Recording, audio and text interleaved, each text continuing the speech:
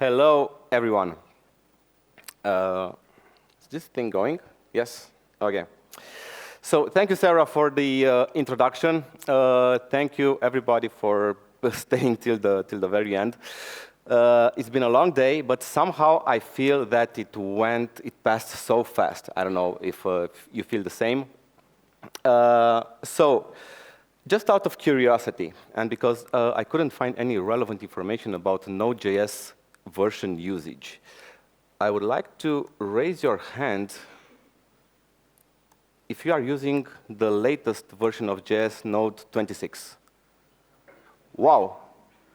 I see one hand. OK, good for you. What about Node 24 or 25? OK, more hands up. OK, thank you.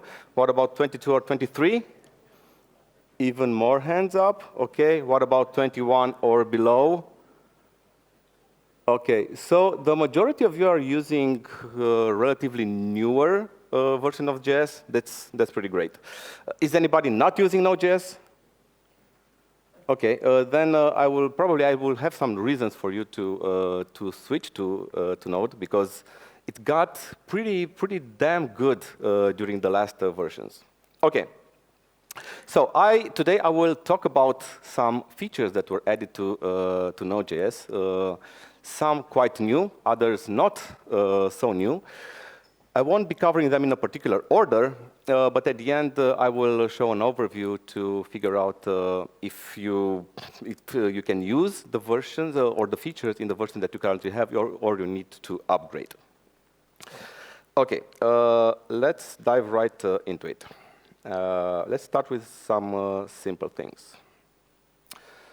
So any application or any software project that gets deployed somewhere probably uses some environment variables. Now, how do you define these environment variables? Well, you probably use a .env file to define them in key value pairs, and you can access them in the application. Use this process.env.yourEnvironmentName. And if I were to execute this file, it's in the CRC folder, envars. Of course, I get undefined because the variables are not loaded into the application, right? So a de facto standard way to load environment variables is to use a package called .env. And if I include that and execute the file, OK, now the environment variables is read as expected. But nowadays, we don't need this anymore, because we can load env files or .env files directly from Node. So we need to specify a flag, env file, and you have to specify the name. And now it works out of the box. So no need for additional dependencies. Now, in development, you probably want to have like a watcher, right? To watch your source file and to restart the server or the application whenever something changes. Popular library that probably most of you are knew about or use is called NodeMon. So instead of running your scripts with the Node, you will run them with NodeMon. It will start watching the entire folder or the specific folder that you specify. And whenever you save it, so let's say that we change this file here. All you need is blah, blah, blah, and love. OK, we got a restart. Now, it doesn't work if we change the environment variable. So if we type something here or change it, it doesn't restart. That's just a side note. But we don't need NodeMon anymore, because we have a built-in watcher in Node. So we can start. OK, let's. You cannot see it clearly from there. Just sorry, clear. OK. So instead of NodeMon, we write Node with a watch flag. And now we have out-of-the-box watching of the project. So even if we change something in our environment variables, the server restarts, and everything works as expected. Now, this is a development-only flag, so don't use it in production. In production, you will still need like a daemon or a specialized library in order to orchestrate the restart of your process. So development only. OK, these were some simple stuff. Let's go to something a bit more involved. I don't know if you ever worked with file system to search for files within the local file system, folders, subfolders. It's pretty involved if you were to use the native APIs or the native APIs that are available in Node. So here I have a function that finds all the markdown files from my project. Now, you basically need to read a directory. You get a bunch of files, and then you filter them. And using some very low-level string manipulation and parsing, you will need to figure out if the file is a folder or not. If it's a folder, then you have to recursively parse it. It's crazy. Here, I'm just using, I'm just finding .md files. But if you were to look into specific folders and subfolders, this code is crazy. It's really crazy. It's that crazy that, let me just start it. So let's watch it start it in watch mode. It's fine. And then I have the glob file. OK, so I get a list of markdown files from my project. Now, doing all this stuff was pretty involved. So some very smart people implemented the glob pattern in JavaScript. The glob pattern is something that was a de facto standard. I think it was introduced by at IBM at some time ago. And what allows you to do is to define in a very declarative and intuitive way what exactly do you want to find in a file system. You're probably familiar with this syntax from configuration files, from Vite, Webpack, and you name it. Just imagine if we hadn't have this type of configuration, and you would have to manually and imperatively find the files and folders using this syntax that I showed you before. It's crazy. But we have this feature out of the box in Node.js available through the file system package from Node. It has the same API as the glob package. It's a very, very popular package. You also have, this is the glob sync, which is a synchronous function that blocks the thread. You also have an async version as well using callbacks, so which is non-blocking. So you can use the one that you find more useful.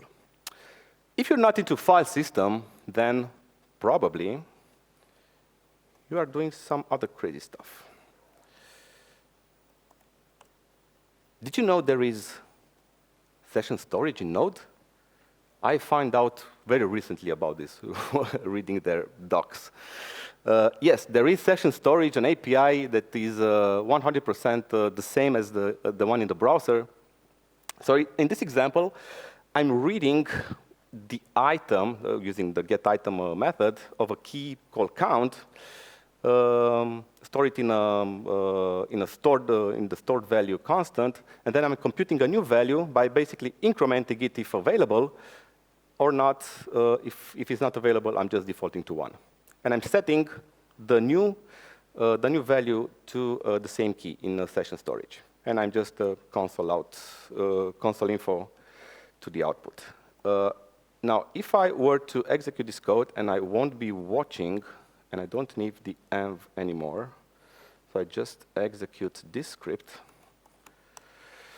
multiple times, I always get count set from 0 to 1, because that's how you would expect session storage to work. Like, it only persists on the lifetime of the session. When you restart the script and restart the server, then everything resets. Now, there is also a local storage. If you have session storage, you should have local storage as well. And if I execute this, I get an error. Because if you use local storage, you need to specify an additional flag. Like, no, you need to specify to Node where should I persist this data that you want to store. And you need to specify it by using a flag, local storage file, and you give it a name of the file. Let's give it ls from local storage.txt. And now, when I execute it multiple times, we can see that the value persists between executions. Where does it persist? Well, funny you asked. It persists in a file called lstst, which is stored on your file system. Now, let's open this file. This works pretty well with if you have some very simple thing that you need to store and to work with. And if we open this file, we'll see some interesting stuff. So it is a binary file, a whole bunch of stuff. We don't care about that, but you can clearly read SQLite format. So local storage is implemented in Node.js using SQLite, which means SQLite is also available in Node.js since the same version, version 25. Now, SQLite is a lighter version of SQL, as the name implies, and it's really well suited for, I don't know, smaller applications, personal applications, not necessarily heavy production, huge solutions. I've been using it myself on a personal project, storing the data in a local file, even committed to Git because I didn't store sensitive data. But you can, we also find another interesting use case for SQLite. At work, we have the REST API built in Node, and we have a bunch of tests, like endpoint tests and reusable services tests that integrate with a database. Now we have a lot of tests. We have 1,700, and it's on a local machine, it's very difficult to, I mean, it's not trivial to parallelize. So it takes 1,000 seconds, which is like 16 minutes. So if you want to iterate fast on a local machine, it takes a long time. You cannot wait like 16 minutes to run all the tests to see if anything if anything broke. So we basically switched the connection from an actual SQL server to SQLite with in-memory, so not persisting anything on the disk because we don't need persistence in this regard, and everything executes in 37 seconds, so really orders of magnitude faster. You get out-of-the-box parallelization. It uses all the cores, all the available cores. Now, the downside is that you see that we have some failed tests when executing SQLite.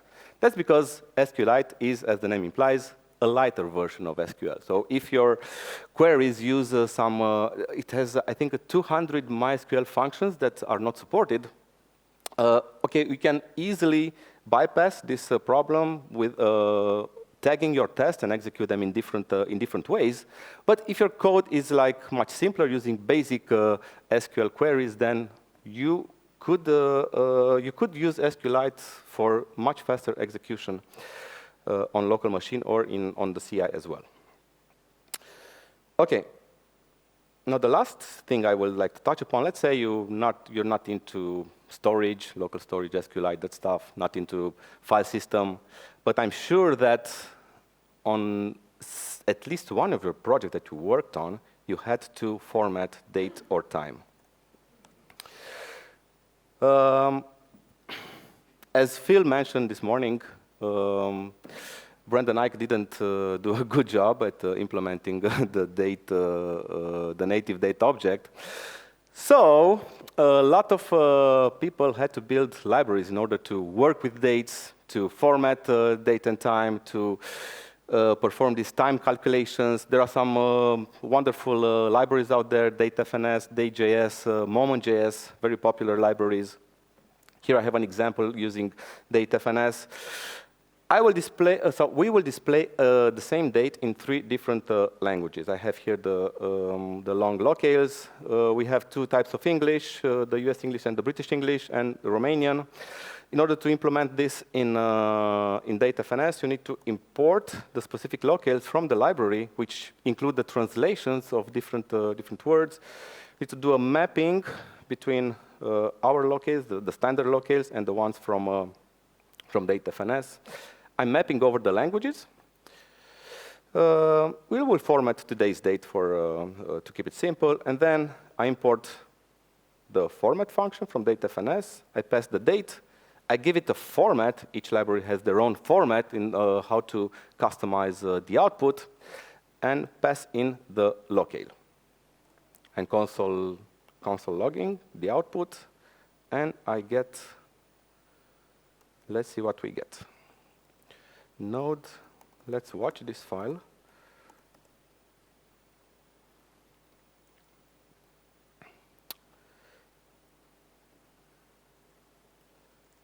So we see that for the two types of English, the British English and the US English, we get the same output. I didn't test this in all libraries, but I think most libraries output the same thing, so not outputting specific format for different for this type of locales from the same, I mean English, but in US and Great Britain. Now, if you want only to format date and time, nowadays you don't need separate library dependency. We have that out of the box for a long time. We have the INTL object, which I will talk about. So let's comment out almost everything. I mean, everything regarding the library. We need the array of languages. We comment this out as well. And we are using the standard way to format date and time. There is the INTL object. It's basically abbreviation from internationalization. It's very difficult for me to spell it out. It has different methods. One of those is a datetime format. I think it's one of the first one is introduced. You pass in the language, which is a standard locale, short or long. You give it some configuration object, which formats the time and the date that you want to output, and you pass it the date.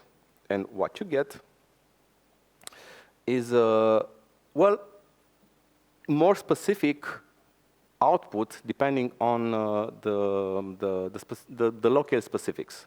So we have some different differences between the US English and the British English here, for instance. All the translation, everything, it works multilingual, so no need for a library, which is awesome because importing all these locales from a library is a lot of bandwidth. Now, datetime format is not the only method available on the INTL object. There is also, you can format numbers, currencies, units of measurement, lists, and all kinds of stuff. But today I will like to touch upon two different things in regard to date. So you also have the relative time format, which is a bit newer addition to the INTL object. So it's called relative time format. You pass in the language, again, a configuration object, and you specify what do you want to format as a relative time. 1 day in 1 day or 1 day ago. So here I specified 1 day, so it shows me tomorrow, mâine for Romanian. It also knows, so Romanian, for instance, has a special word for describing in 2 days. Other languages don't have that, or at least English doesn't have that. So this object knows about this specific language details. You can also give it negative numbers. It knows about pluralization, so it knows everything there is to know in order to output really good format.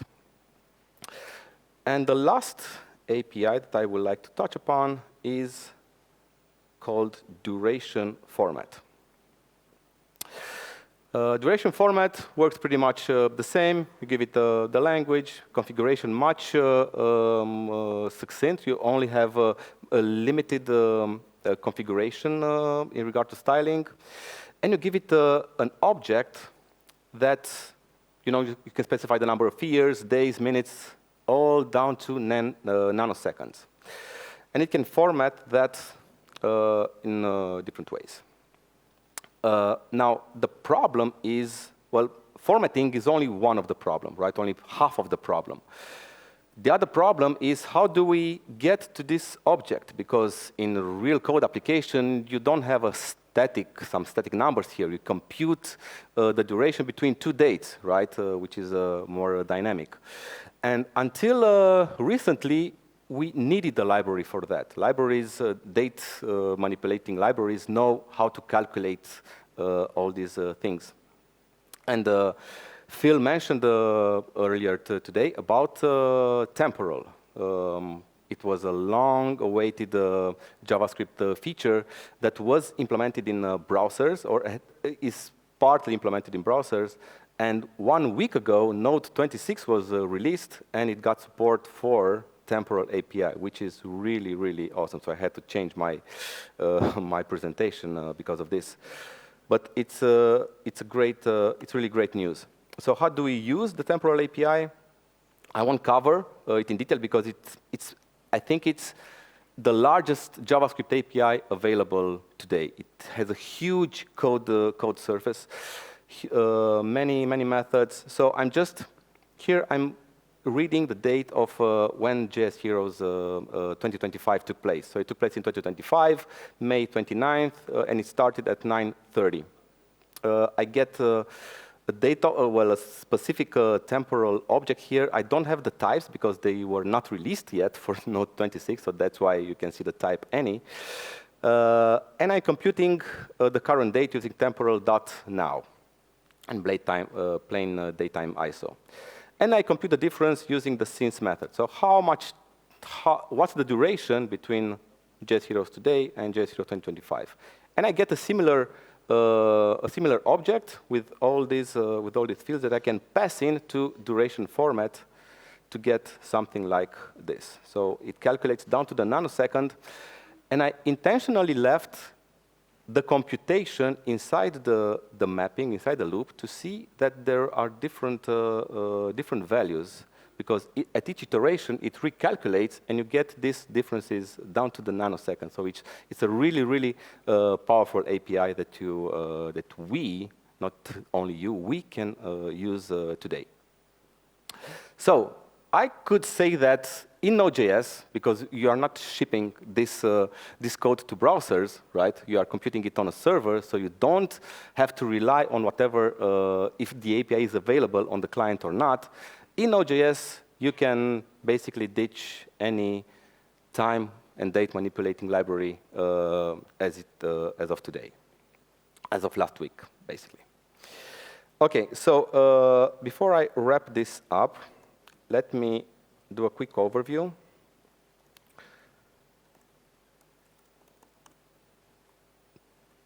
OK, so the INTL datetime format was available before Node 12, a really long time ago.